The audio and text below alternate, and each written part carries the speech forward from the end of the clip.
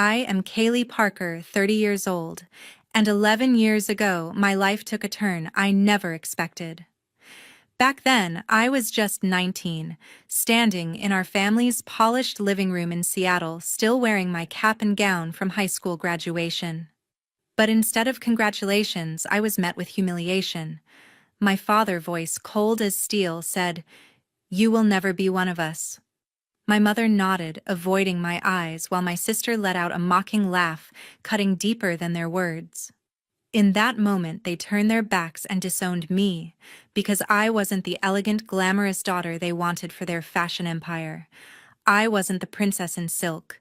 I was the dreamer, the coder, the one who chose circuits over couture. That night, I packed a small bag and walked out of that house. Their rejection burned like fire, but it also lit a flame inside me, the will to rise to prove my worth. 11 years later, I was no longer the outcast. I had built a tech empire from nothing, becoming a CEO, whose name they could no longer ignore. Then came the invitation, the 25th anniversary gala of their fashion company.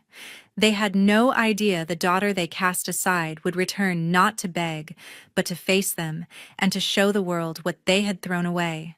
The gala would be my stage, their empire, my audience, and the truth, my weapon. What came next would shake their perfect little world to its core. Before I share my story, tell me what time it is and which city you're watching from, so I'll know just how far this story has reached. And share your feelings, because your voice matters here. The night of my high school graduation still burns in my memory. I was 19, standing in our family's Seattle mansion, my diploma clutched tight. I'd just told my parents I wanted to study computer science, not join their fashion empire. My sister Aria Parker leaned against the staircase, her eyes glinting with mockery. "You think you're smart enough for that?" she sneered, flipping her hair. My father, a towering figure in a tailored suit, didn't even look at me. "You're a disappointment," he said, his voice sharp enough to cut glass. I stood frozen, hoping my mother would step in. She didn't. Her silence was louder than his words. Later that night, I overheard Dad talking to a business partner in his study. "Kaylee's a failure," he said, not bothering to lower his voice. "She'll never amount to anything." Aria's laughter drifted through the door, each chuckle a jab to my chest. I confronted them, my voice shaking. "Why can't you support me?"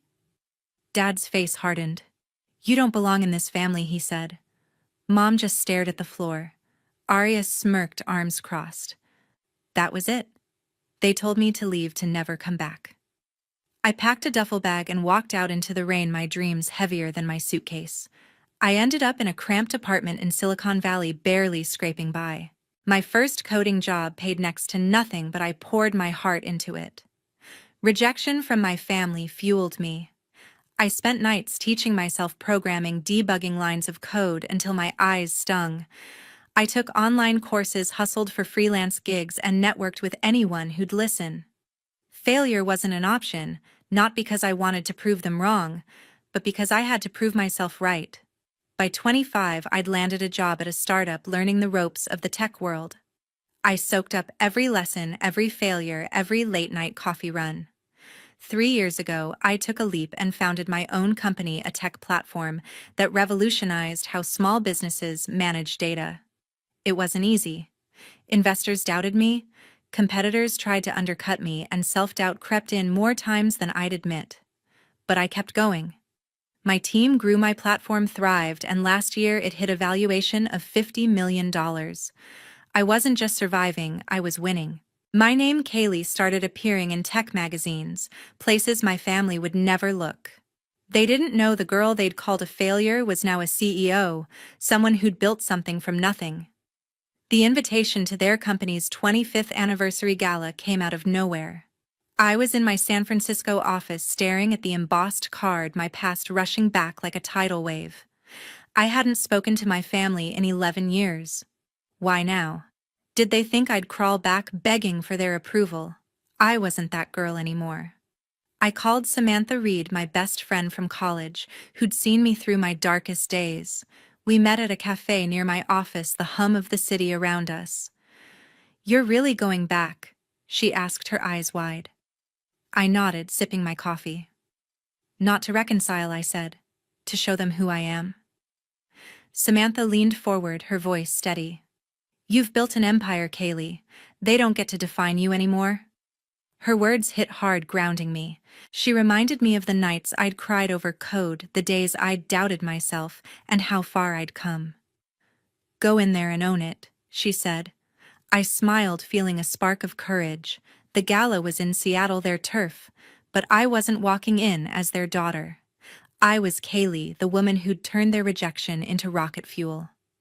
I booked my flight that night, my resolve hardening. They'd see me again, but this time it'd be on my terms. The Seattle Conference Center was buzzing when I walked in. The chandeliers gleamed overhead, and the crowd dressed in sleek suits and elegant gowns hummed with anticipation for the Parker family's 25th anniversary gala.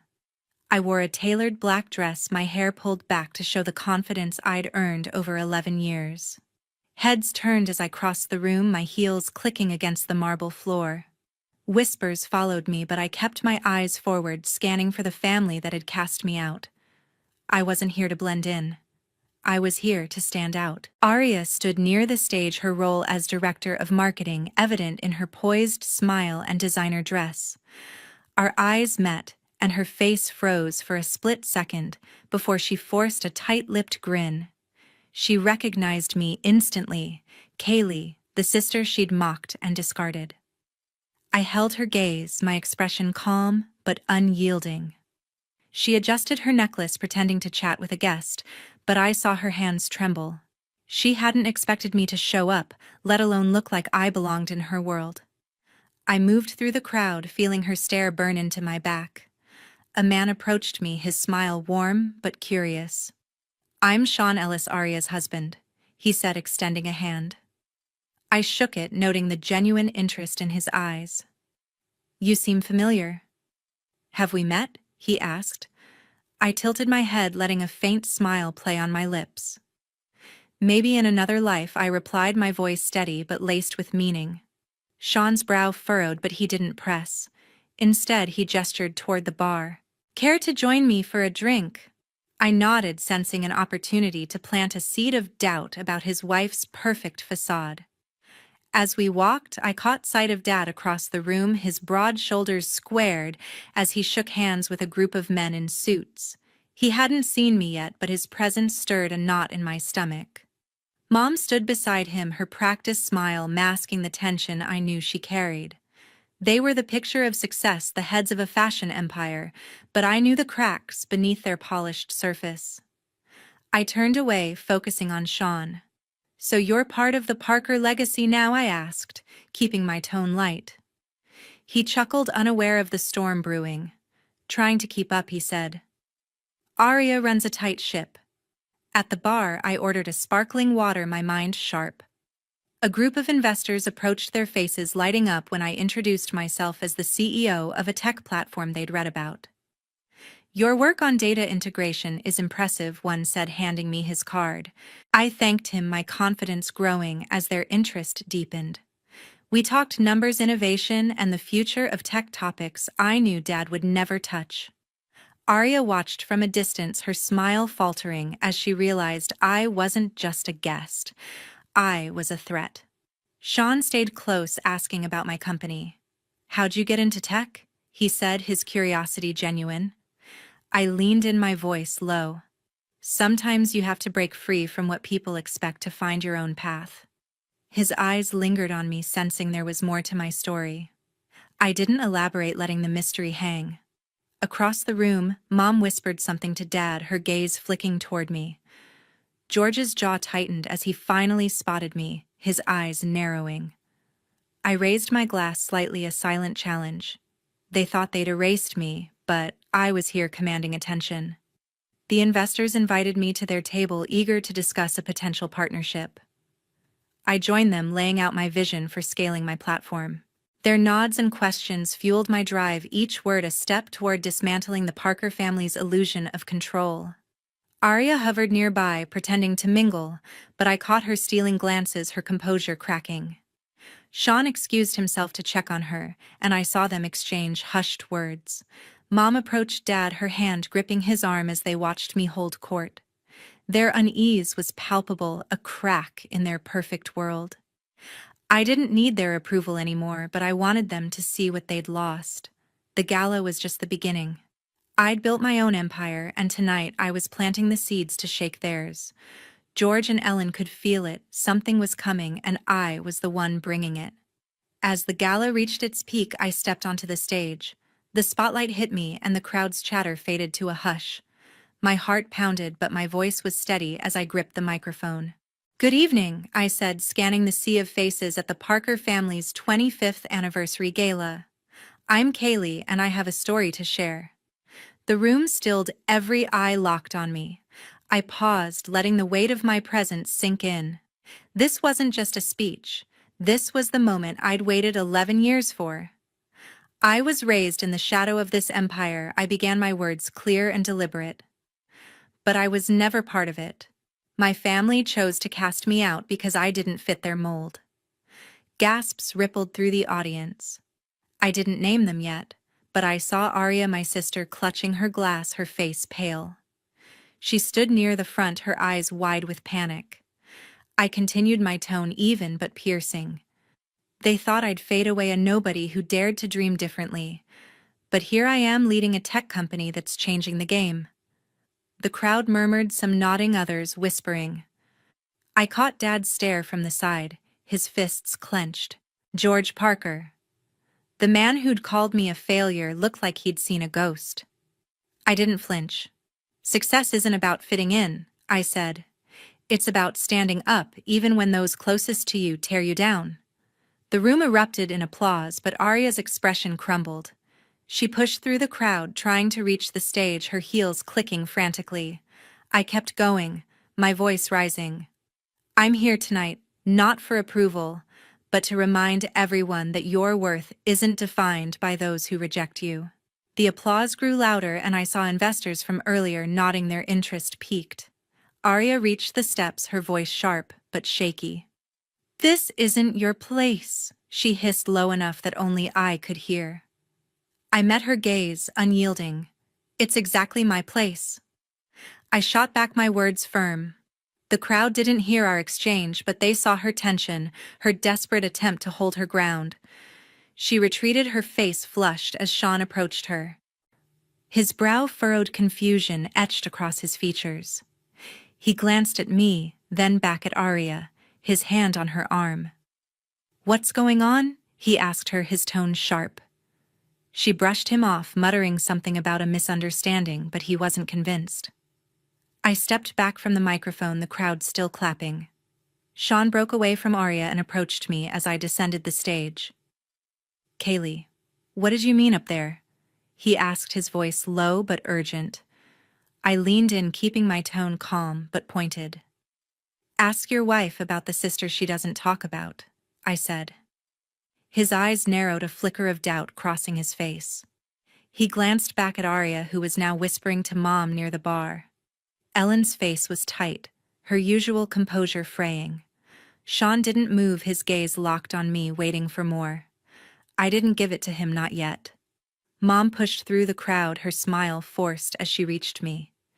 "You need to leave," she said, her voice low but firm, her hand grazing my arm. I pulled back, meeting her eyes. "I'm not going anywhere." "Ellen," I said, using her name to draw a line. The crowd nearby quieted, sensing the tension. She froze, her lips parting as if to argue, but I turned away, addressing an investor who'd approached me. "Your speech was inspiring," he said, shaking my hand. "We need to talk business." I nodded, ignoring Mom's glare.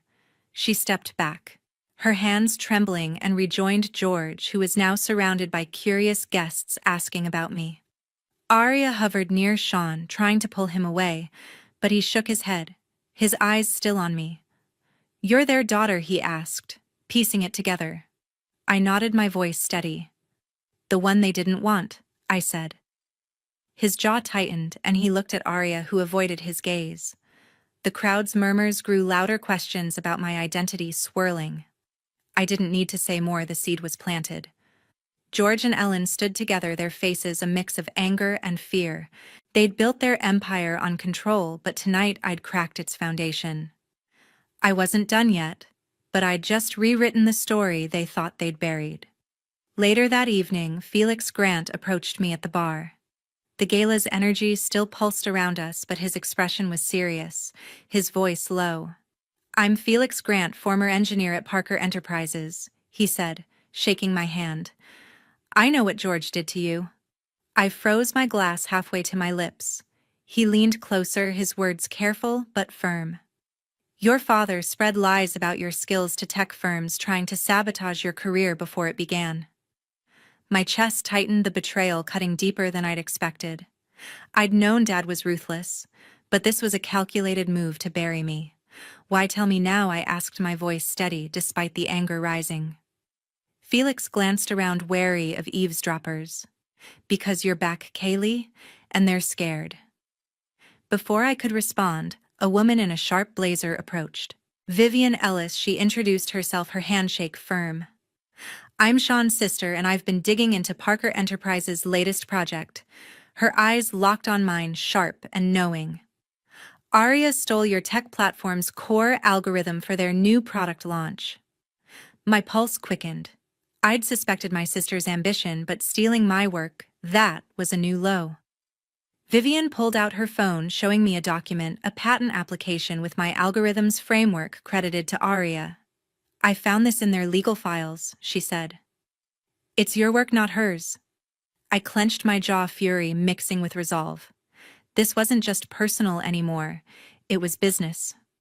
I spotted Aria across the room, laughing with a group of guests, her facade still intact. Sean stood nearby, his face clouded with unease from our earlier talk. I excused myself from Felix and Vivian, my steps deliberate as I crossed the ballroom. "Aria," I called, my voice cutting through the chatter. She turned, her smile faltering as I approached. Sean stepped closer, sensing the tension. "We need to talk," I said, my tone cold. Aria's eyes darted to Sean, then back to me. "Not here," she muttered, but I didn't budge. "Right here," I said, loud enough for nearby guests to turn. "You took my algorithm. You built your new product on my work." Aria's face flushed, her voice rising. "That's absurd," she snapped, but her hands shook. Sean frowned, stepping between us. "What's she talking about?" he asked, his gaze fixed on Aria. I didn't let her answer. "Vivian found your patent application," I said, my words sharp. "My code, my ideas passed off as yours." The crowd around us grew quiet, heads turning. Aria stammered, her composure unraveling. "You're lying," she said, but her voice cracked. Sean's eyes darkened, his trust in her visibly fraying. "Is this true?" He pressed, his tone hard. Aria looked away, unable to meet his gaze. I pressed forward, my voice steady but relentless. "You thought I'd stay gone, Aria. You thought you could take everything I built." She opened her mouth to argue, but no words came. The guests nearby whispered, their curiosity growing. Sean turned to me, his voice low. "You're their daughter, and they let this happen." I nodded, my eyes never leaving Aria. "They didn't just let it happen, Sean. George tried to ruin me from the start." Aria's face twisted, a mix of guilt and defiance. "You left us," she shot back. "You chose your path." I stepped closer, my voice low and firm. "And you chose to steal mine." The air was thick with tension, the crowd now openly staring. Samantha Reed, my best friend, appeared at the edge of the group, her smile wide. "Kaylee, that speech was incredible," she said, oblivious to the confrontation. I nodded, grateful for her presence, but focused on Aria. "Thanks, Samantha," I said, keeping my tone light for her before turning back. She stepped away, sensing the moment wasn't hers. Aria tried to pull Sean aside, but he shook his head, his voice cold. "We're not done here," he told her, then looked at me. "I want the truth, Kaylee. All of it." I nodded, knowing this was only the beginning. The Parker family's secrets were unraveling, and I was pulling the threads. The next morning, headlines flooded the internet. Parker Enterprises rocked by scandal, daughter's ideas. Stolen sabotage, alleged, one article screamed. Vivian Ellis had wasted no time. As a lawyer with a knack for exposing corporate misconduct, she'd leaked the details of George's sabotage and Aria's theft to major news outlets. Social media buzzed with clips from my gala speech, paired with Vivian's evidence of stolen algorithms and George's attempts to blacklist me from tech firms. The Parker family's pristine reputation built over decades was crumbling under the weight of their own actions. I sat in my hotel room scrolling through the articles, feeling a strange mix of vindication and calm. By noon, my phone rang. It was Philip Norton, a prominent investor I'd met at the gala. "Kaylee," he said, his voice warm but direct. "I've seen the reports. I'm pulling my funding from Parker Enterprises." My heart skipped a beat. "Their leadership can't be trusted," he continued. "But your platform? It's the future. I want to discuss a partnership with your company." I leaned back, a smile tugging at my lips. "I'd be happy to talk," I said, my tone professional but firm. Philip's offer wasn't just a win, it was a direct blow to George's empire. The man who'd tried to erase me was now losing the investors he'd courted for years. Meanwhile, across town, Sean was grappling with the fallout. He'd spent the night replaying my confrontation with Aria, her evasions only deepening his doubts. In their Seattle penthouse, he faced her, his voice steady but cold. "You stole her work, Aria," he said, holding up his phone with Vivian's leaked documents. "And you never told me she was your sister." Aria's eyes widened, her usual confidence replaced by desperation. "It wasn't like that," she stammered, but Sean cut her off. "You lied to me, to everyone." He stepped back, his jaw tight. "I'm meeting with a lawyer tomorrow. I need to think about what this means for us." Aria sank onto the couch, her face pale as the reality of losing him hit hard. Back at my hotel, I got a call from George. His voice was strained, a far cry from the commanding tone I'd known. "Kaylee, we need to talk," he said. I agreed to meet him and Ellen at a quiet cafe nearby. When I arrived, they were already there, looking smaller than I remembered. Ellen's eyes were red, her hands clasped tightly. "We're sorry," she said, her voice barely above a whisper. "We didn't know how far this would go." George nodded, his face etched with regret. "We made mistakes," he said. "Come back to the family, Kaylee. We can fix this." I looked at them, the parents who'd once turned me away. "George," I said, my voice calm but unyielding, "Ellen, you don't get to rewrite the past. You chose your empire over me." Ellen flinched, tears welling up, but I continued. "I built my own life, my own company without you. I don't need your approval, or your name." George's shoulders slumped, his usual authority gone. "We lost sight of what mattered," he admitted, but I shook my head. "You lost me," I said, standing up. "And I'm not coming back." As I walked out, my phone buzzed with a message from Vivian. "The board is reviewing Parker Enterprises' leadership," she wrote. "Your story's changing everything." I smiled, feeling lighter than I had in years. The truth had dismantled their world, not through vengeance, but through the strength of what I'd built. I didn't need their empire to shine, I'd created my own. A week later, I stood in my office overlooking Seattle. The city's skyline sparkled under the morning sun, a reminder of how far I'd come since the night I walked away from my family. I'd made my choice clear: no reconciliation, no looking back.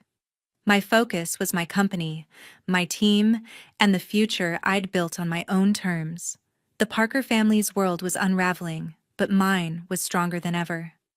I turned from the window, ready to dive into a new project, my resolve unshaken by the chaos I'd left behind. Across town, George faced the fallout of his actions. Another major contract slipped through his fingers, the client citing trust issues after Vivian's exposé hit the news. Parker Enterprises' stock plummeted and whispers of bankruptcy circled boardroom meetings. George sat in his office staring at financial reports, his empire crumbling under the weight of his own decisions. He'd tried to control everything: his business, his family, even my future. But now, he was paying the price. His calls to me went unanswered, each one a reminder of the bridge he'd burned years ago. Aria's world was collapsing too. Sean filed for divorce, unable to move past her deception.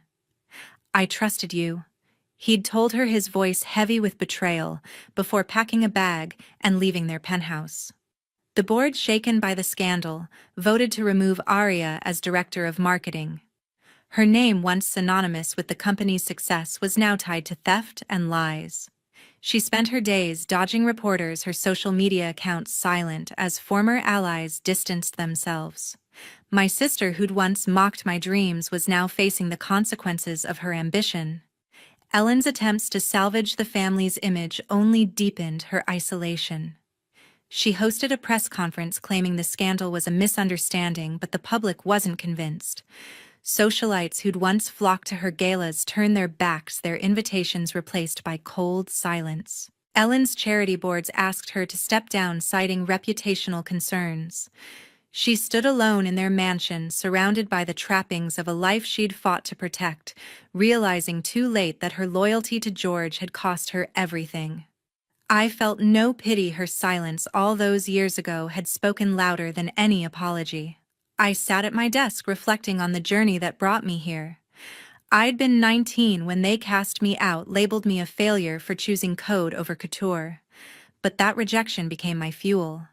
Every late night, every line of code, every pitch to investors had led to this moment. I didn't just survive, I thrived. My company was now valued at over $100 million, with new partnerships on the horizon. I'd built something real, something mine, without their name or their rules. The lesson was clear: living true to yourself even when it's hard is the only way to find your path. To everyone who's followed this story, thank you. Your support means more than I can say. I've learned that the past doesn't define you unless you let it. You can rise above betrayal, rebuild from nothing, and create a life that's yours alone. What's your story? What's kept you going when the odds were against you? Share your thoughts. I'd love to hear them. Together we can remind each other that our choices, not our circumstances, shape who we become.